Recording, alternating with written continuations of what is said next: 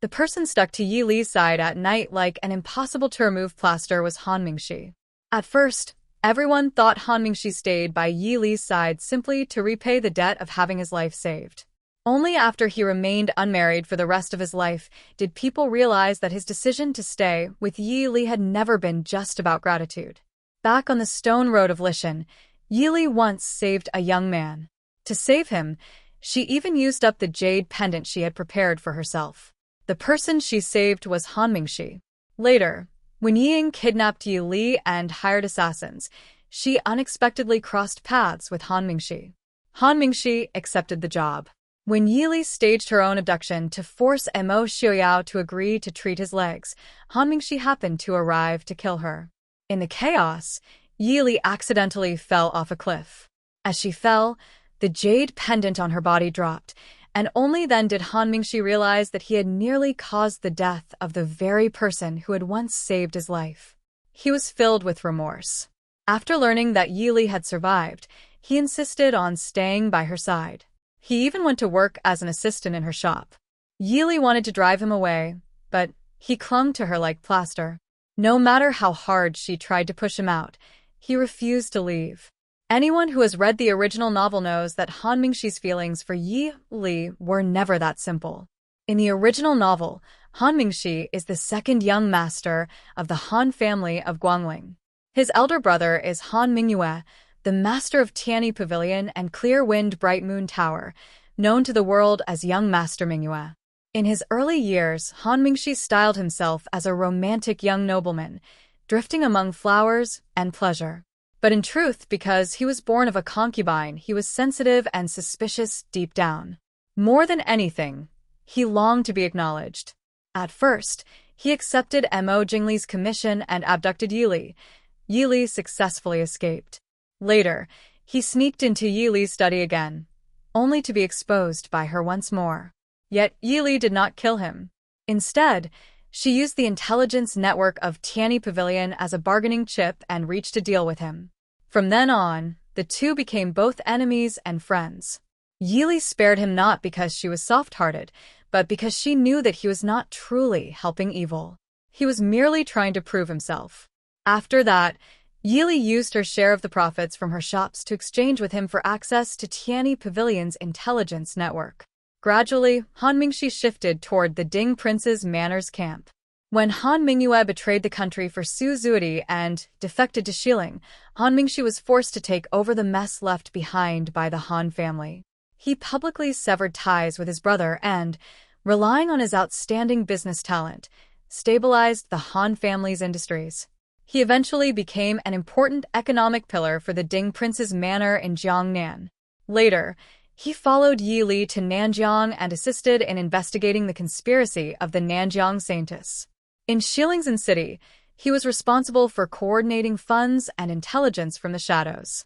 He supported Su Qingchen and Lei Tingfeng in working together to destroy the Morong family, and he also helped build the Northwest Trade Route, providing provisions and military funding for the Mo family army. All along, he presented himself as Ye Li's friend and business partner. But everything he did had long since gone beyond that boundary.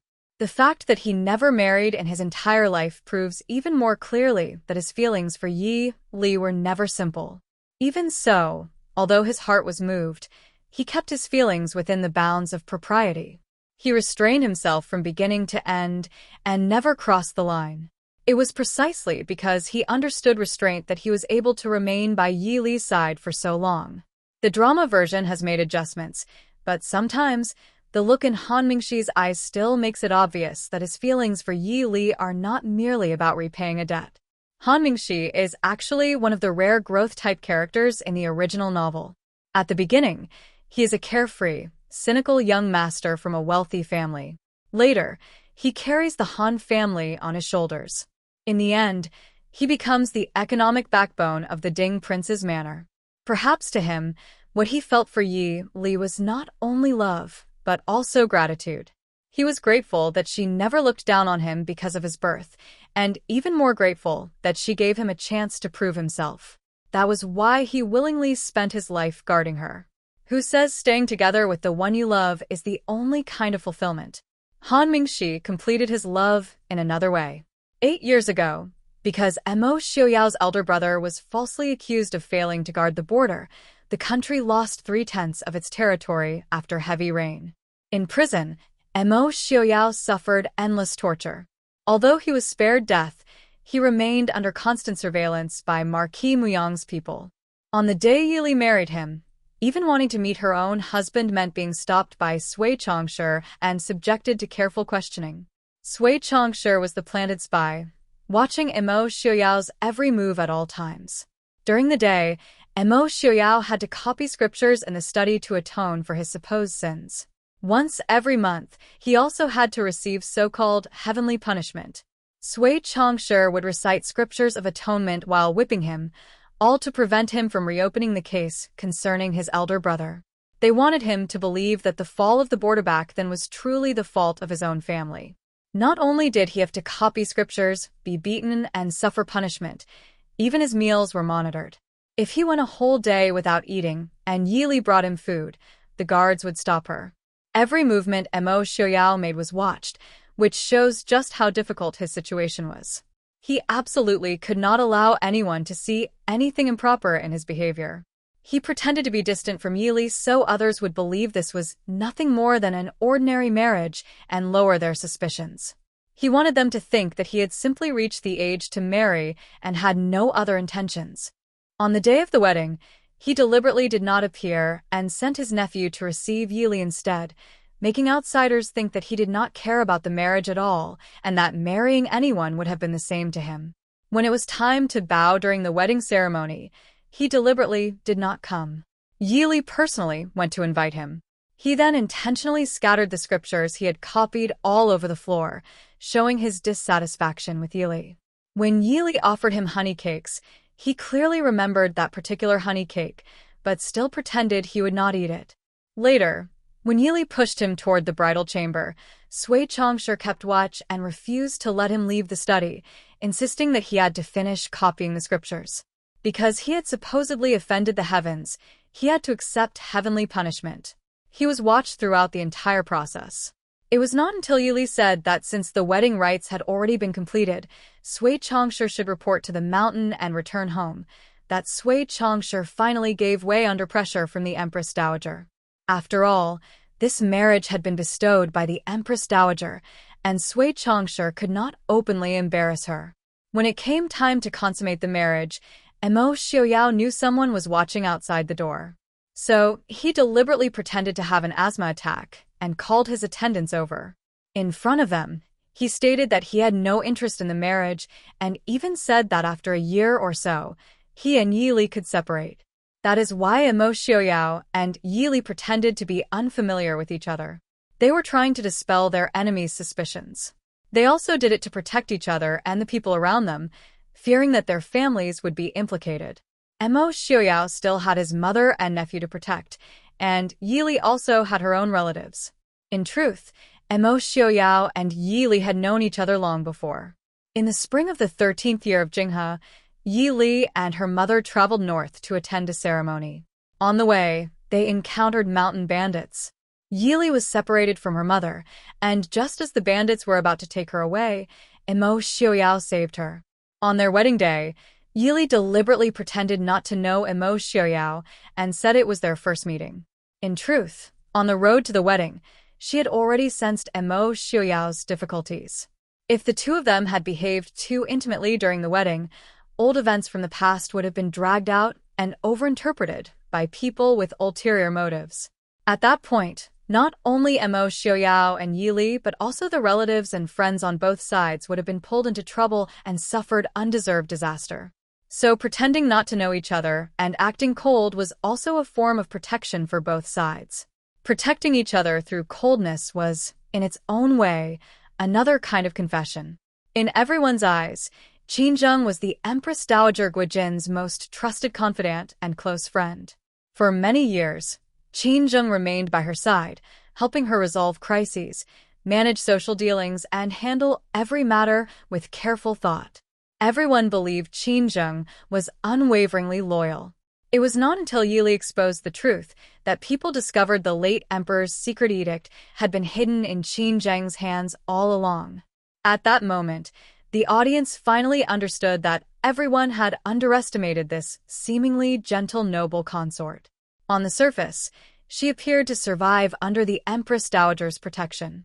In reality, she had been secretly controlling the entire game, turning the whole court into her chessboard. In the eyes of outsiders, Qin Zheng devoted herself completely to assisting the Empress Dowager. To help the Empress Dowager consolidate power, she voluntarily left the palace to cultivate quietly, used refined gatherings to draw in court officials, gathered information, and handled many troublesome matters that the Empress Dowager could not personally appear in. In the early years, she and Guojin joined forces and successfully brought down the Empress, binding themselves to the interests of the Eastern Palace faction. But the situation changed. Now that the Empress Dowager held sole control of political power, the two of them were no longer equal allies. Qin Zheng knew very well how dangerous it was to remain beside a ruler. Once the Empress Dowager became suspicious and turned against her, her ending would be miserable. For that reason, she had prepared a way out long ago. The late emperor's secret edict that she secretly kept was the ultimate life-saving card she had prepared for herself. Back then, the late emperor left behind an edict ordering Prince Mo Xiu Yao to return to the capital and assist in governance. After the late emperor and the crown prince suddenly died, the situation fell into chaos. Qin Zheng secretly pressured the Yi family to forcibly take the edict from Su Wanzhou, causing a chain of tragedies. Su Wanzhou died with grievances unresolved. Mo Xiu Yao and Mo Yanqi were branded with the crime of rebellion and executed. The once powerful Ding prince's manor was completely destroyed, while the edict that stirred up everything was hidden away by Qin Zheng. To this day, she has neither submitted it nor destroyed it. She is simply waiting for the day when the Ding prince's manor overturns the case and clears its name, so that she can use that one piece of paper to protect herself.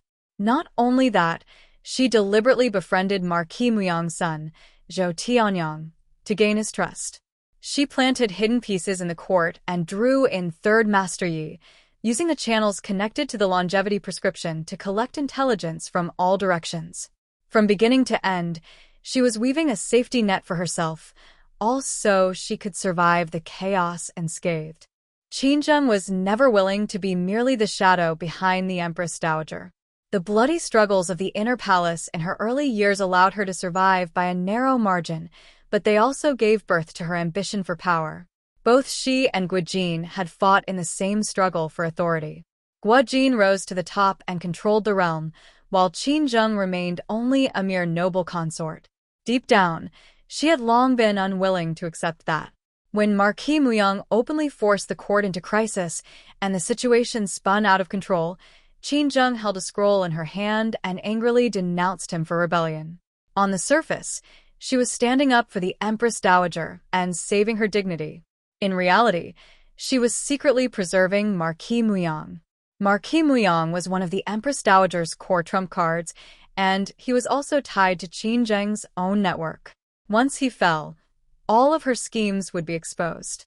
This move both preserved the Empress Dowager's dignity and stabilized Qin Zheng's own foundation.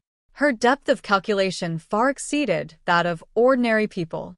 She repeatedly interfered with the matter of Lishan's closure and tested Ye Li, seeming to probe for the Empress Dowager.